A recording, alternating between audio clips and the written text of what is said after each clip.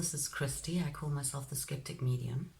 Today I'm going to be talking about my walk with the Illuminati.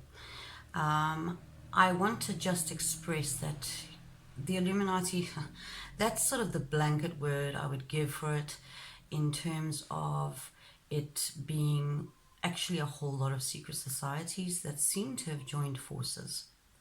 I didn't realize how much the secret societies were playing a role in my life until the last 2 years. So I'm going to explain to you what I have through my personal experiences learned about the secret societies. So it's multifaceted. I'm going to talk about each of the different things that have happened to me, the different groups, and then put it all together. So the first one that I want to talk about is my brother. He is now a multi-billionaire, one of the richest in South Africa. He keeps himself quite low profile and quite, he sort of hides his money very, very well. He started up a business called Resilient, and it's a property business.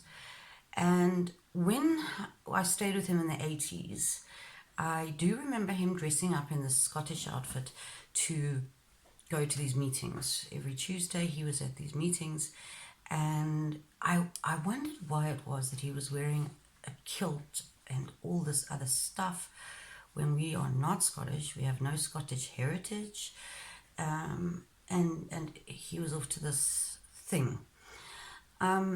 So that was the first indication to me that now when I look back, I realized that he was in some kind of a secret society where they all got togged up in kilts and, you know, a whole formal paraphernalia that he would wear. He would then go on to have a life full of very nefarious activities, very illegal stuff that he would somehow keep getting out of. He has been, his company Resilient has been tagged by the short sellers as having an inflated share price. He has appeared in Newsweek twice. They've tried to expose him for insider trading.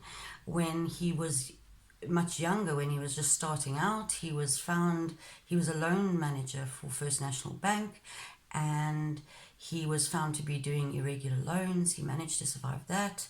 He and a friend of his were involved in insider trading. The friend got caught, ended up in jail for 8 years. He got away.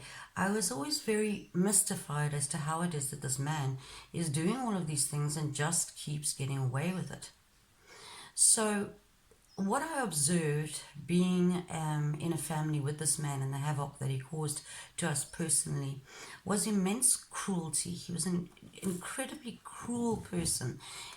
He did this by giving gifts to, this is one of the things he did, as a way of showing who he thought and felt was important.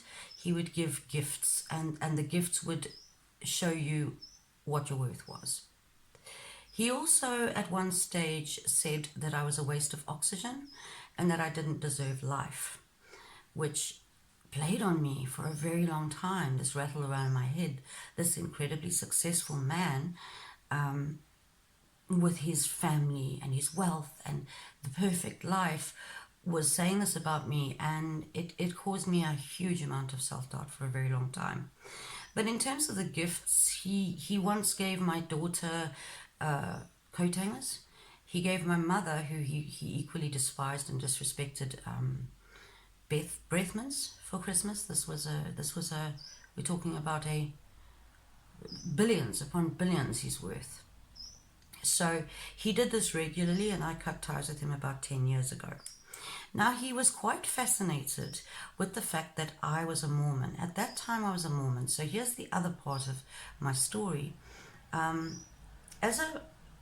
I joined the Mormon church when I was 19, and I was a devout member for 17 years. What I didn't know is that we were going to the temple, and we were basically taking on all the signs and symbols, the covenants and oaths that the Masons take on to join the Masonic order. What I didn't know when I was in the church was that the founder of the church, Joseph Smith, had actually been a Mason, had been kicked out because he was a polygamist, and had declared that he was going to start his own religion and build his own temple, which he proceeded to do. And he basically stole the signs, symbols, and oaths from the Masons and fashioned it into a church. Okay, so I was going to the temple and actually performing all the rituals, or very similar ones, sort of watered down versions of the Masonic signs and symbols. So I know that we take on very serious oaths, such as the signs and symbols actually represent the slitting of your throat, making a covenant that if you reveal these symbols, you will agree to have your throat cut, also your bowels to be cut out. These have all been watered down, so as a Mormon, you don't actually realize what the message is behind the symbol that you do. I do want to say that there is nothing nefarious going on in the Mormon temples, as many people think, because of its secretiveness, its secret nature. People assume that there must be something evil going on there, and it really isn't. It is strange, that it most certainly is. It is weird, but it is not. I never did ever see anything bad or untoward going on there at all. So now my brother seemed to have a real fascination with the fact that I was a Mormon. And in fact, he even when he went to America, he chose, the first trip to America, he chose to visit Utah, Salt Lake City. I thought that was really weird. What was his fascination with the Mormon church? Of course, now I understand it a bit better. So that's the second part of it, that I then later discovered that I actually knew the signs and symbols, a lot of them anyway. Okay, and then the third part of it, and this is where it started to come together for me, was a man here disappeared on his 21st birthday. I think it was November 2016 or 2017, I'm not sure, it's been a while. This young man just disappeared out of this nightclub at 2 o'clock in the morning, and I saw it and I kind of assumed, well, he must have committed suicide or was just, hiding out somewhere or drunk. But on the Tuesday, a friend of his called me to say, can you help find missing people? Because I know that something has happened to this guy. He did not commit suicide. Something happened. He was kidnapped or something. So I said to him, no, look, I don't do that kind of thing. I've never helped anybody find anybody that is missing. But as soon as I put the phone down from this guy, I immediately felt Barry's presence, and it was strong, and it was distressed. I felt that he was seriously injured. I couldn't make out at this stage if he was alive or dead, but I was just picking up this very, very distressed soul, that this is urgent, this terrible thing has happened. And he told me that he wore caps a lot, and he also said he had an earring in his ear that he always wore. So I phoned the friend back and I said, look, okay, I'll take me to the place where he went missing, bring an item of his. I've never done this before, but I'll try. And I got into contact with two of my friends who are gifted people. I asked them to meditate while I was there because I felt something very bad had happened to this guy. So we went to the place, and I was thinking of going in one direction, and he said no, he went the other way. But I was like, no, I'm sure he went this way. Anyway, as I walked around this place, I did feel as if he was a marked man. He had been chosen that night. He kept saying to me, it's like a movie. He was frantic. He was like, it's like a movie, that they are untouchable. The people that have done this are untouchable. He showed me drugs. He showed me money. He said, my friends have betrayed me. And so so there was a few more months now where he was with me all the time, and he was revealing a little bit more information all the time. It was very sketchy. Unfortunately, I couldn't get all of it clearly in one go, and I still don't really understand exactly how all the pieces fit together that he showed me. But that's a different subject. Barry, he's been a life-changing force in my life, this soul, whom I believe either was killed that night or very soon after that was killed. Now, one of the things that he showed me was he drew me to the Humanoid Valley. Now, the Humanoid Valley is a beautiful valley here, just outside of Hermanus. It's big wine farms, and it's just stunning in between these mountains. And he drew me there a lot to pretty specific places. And he told me that this was what was so weird. He said to me, my blood was drank and my heart was eaten and other organs by people. This was the first time that I had ever come across the concept of there possibly being cannibals. Not only that, but he told me that the people that are doing this are wealthy, they are white, and they walk amongst us as fine, upstanding citizens of our community. And he said it's not just Hermanus. He said that some of his organs made it as far as George and further up the coast. And I thought, this is absolutely insane. Insane. He also told me, you cannot take this any further. You are not to go and investigate that valley any further because you are in grave danger. These people will not mess around. They will kill you. And so I left it. Now, I stayed on that knowledge to myself, only sharing it with some very close friends of what I had seen and what I was shown.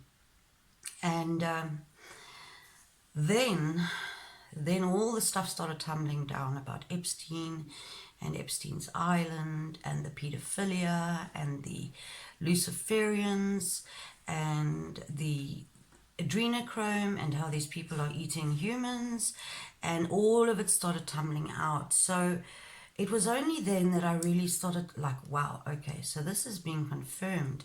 This is done by extremely wealthy and in this case white people. They're whites that are doing this here in South Africa. So that was a huge revelation. And so I strongly, through Barry, believe that this is happening in Hermanus. They are well connected. They are in positions of leadership. They are in positions of power. And the other interesting thing that I noticed was that every single elite in this country, every single white elite in this country owns a holiday home in Hermanus, including my brother. So I would think, and I have come to think, that this is a gathering place. I would not, and you know, Hermanus is such a strange town. It's so shrouded in secrecy in so many ways. So many strange things sort of happen here. There's a lot of people into the occult here. It seems to be a place that attracts the best and the worst of people. There's also obviously a long history. We've had Desmond Tutu living here, who's also was put into the what's it called, the Knights of Malta, the Order of Malta by the Queen, and we have our Mandela and Becky also being ordained into these orders, which all fit under the blanket of these secret societies that seem to control the world. And it would appear to me there is human sacrifice going on. The interesting thing about Barry is he disappeared on his 21st birthday, and as far as I know, it was full moon the night that he disappeared. So that was another interesting thing. Now, as I started to now put the pieces together of like all of these things didn't happen coincidentally. And another thing is that Spirit has talked a great deal to me about my dynamic with my brother, who I can only describe as a psychopath in the fullest terms, and has shown me that it was no coincidence that I ended up being born into the same family and being his sister, a medium, and then this horrific psychopath who I don't know what he's getting up to. I can't say for sure that he's a Luciferian or anything, but I do see a trend here. I do see a pattern. And I'm just sort of very suspicious of that possibility, of why it is that he enjoys so much protection He doesn't get caught out. Yeah, he's just, he's just a man with like 9 lives. He just keeps getting away with it, and how that is. The other interesting thing is that I grew up in a little town south of Johannesburg called Henley on Klip. And do you know that Oprah Winfrey chose to build her school in Henley on Klip? That school was always extremely suspicious to me. I don't know if you recall that soon after it was built, there was accusations of sex abuse going on in there. My family also seemed to have been very much in the know about what is going on in that school, which I thought was quite strange. They would know who the principal was. And another thing that I thought was very interesting is that my mom started the Henley Performing Arts. It was an amateur theatre society, and wouldn't you know, those girls pretty much are allowed to do very few activities, but one of them is to be in the Henley Performing Arts. I thought that was it's just curious, the connections. Let's just say that it's odd. And I'm sure you may know that Oprah Winfrey has been found to be in the company of people like Epstein, Weinstein, that pedophile in Haiti. She's just everywhere that the pedophiles are. So I think there's something very dodgy about that woman, which was quite a tragic thing for me to find out, that such people that I'd respected and admired so much over the years were involved with such bad people. So yeah, that's my story of the Illuminati. So from the point of view of what Spirit has shown me, they've never called it the Illuminati, first of all. Spirit's never said it was that. What they have said is that the world is controlled by the psychopathic elite. That's what they call them, the psychopathic elite. They rule the world, and these people are pure evil. These people want us gone. They do want humanity cut down. And this is busy happening. The genocide is in progress. We are living through it. And as I've been on Facebook, I've also managed to start identifying when I'm speaking to a Mason or a person that sympathizes or agrees with the psychopathic elite agenda, which is to bring us into submission, to kill us off, and it's just evil and nefarious from beginning to end. And so I've managed to actually identify them pretty quickly because of everything that I know and what I've experienced. And you will always find them to be supporting the New World Order agenda. The New World Order is a very real thing that is coming in.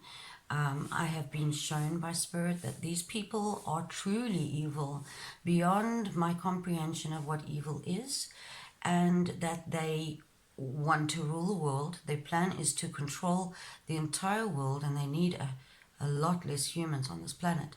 So we're going to see some really rough times ahead. Very serious things that are coming. All right, so that is my story of my walk with the secret society boykies that I don't have any respect for whatsoever. Have a lucky day. See you soon.